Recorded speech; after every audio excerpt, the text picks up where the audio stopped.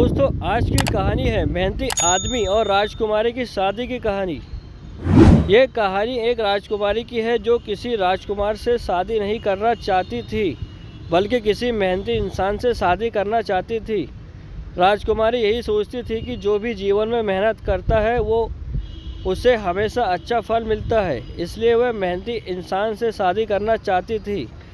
मगर राजा को यह बात मंजूर नहीं थी, क्योंकि वह अपनी बेटी का विवाह ऐसे आदमी से नहीं करना चाहता था जो मेहनती हो मगर उसके पास धन ना हो, क्योंकि अगर धन नहीं होगा तो मेरी बेटी का जीवन अच्छा नहीं होगा। हर रोज़ यही बातें सामने आती थी, क्योंकि राजा हर रोज़ ऐसा करता था कि वह अपनी बेटी को समझाया करता था, मगर वह समझने को तैयार नहीं थी। राजा ने रानी से कहा कि मुझे कुछ दिन के लिए नगर से बाहर जाना होगा, क्योंकि मुझे दूसरे राजा से मुलाकात करनी है।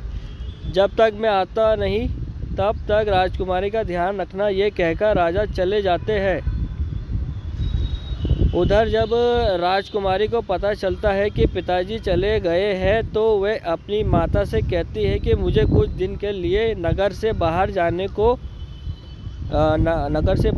दो, क्योंकि मैं बहुत समय से कहीं भी बाहर नहीं गई हूँ। माता ने बहुत मना किया था, क्योंकि राजा इस बात मना कर रहे थे कि राजकुमारी कहीं भी बाहर नहीं जाएगी, मगर राजकुमारी नहीं मानी थी। वह अपनी माता से बहुत बार कहकर आखिर अपने मामा के यहाँ चली गई थी।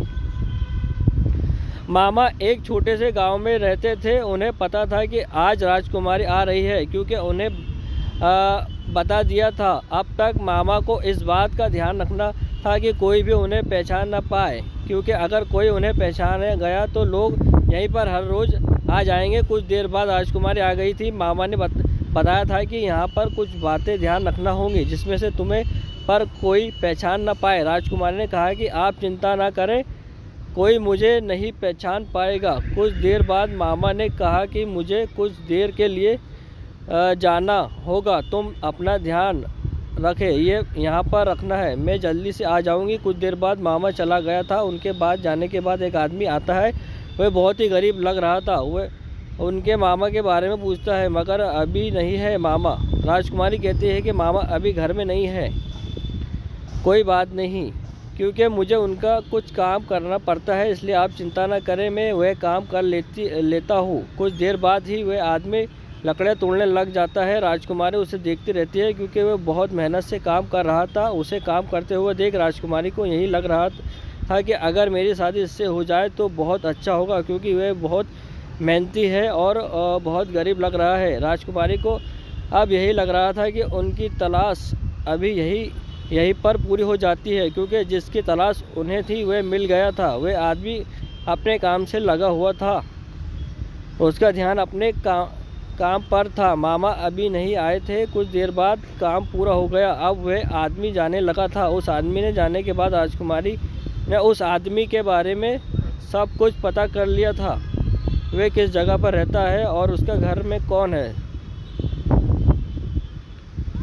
जब सब कुछ पता लग गया तो राजकुमारी ने उसके पास जाती है और राजकुमारी को आता हुआ देख डर जाता है वह आदमी, क्योंकि उसने उसे और जिस जगह पर वह काम करता था राजकुमारी उस सब कुछ बता देती है, मना करती है, मगर राजकुमारी नहीं मानती और शादी कर लेती है। शादी के बाद मामा के पास आती है। मामा ये देखकर डर जाता है कि वह कहता है कि ये सब कुछ इस आदमी ने किया, मगर राजकुमारी कहती है कि ये इसने नहीं किया, बल्कि ये मेरी मर्जी है।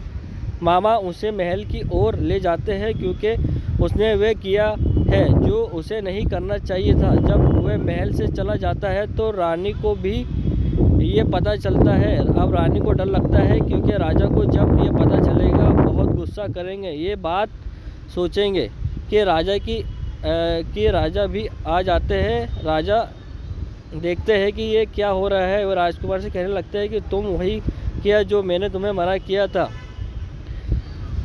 राजा ने राज्य पर हमला हो जाता है। अब आदमी कुछ भी नहीं सोचते और राजा की मदद करने चला जाता है। राजा को जब ये पता चलता है कि वह मदद कर रहा है तो राजा को भी लगता है कि शायद उसकी लड़की ठीक ही कह रही थी, क्योंकि उस आदमी ने राजा के साथ मिलकर युद्ध किया। पूरे वक्त में उस गरीब आदमी ने राजा का साथ दिया और उस युद्ध में शामिल हुआ।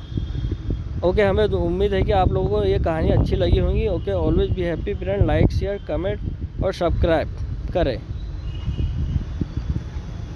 बहुत ज़्यादा हो गया।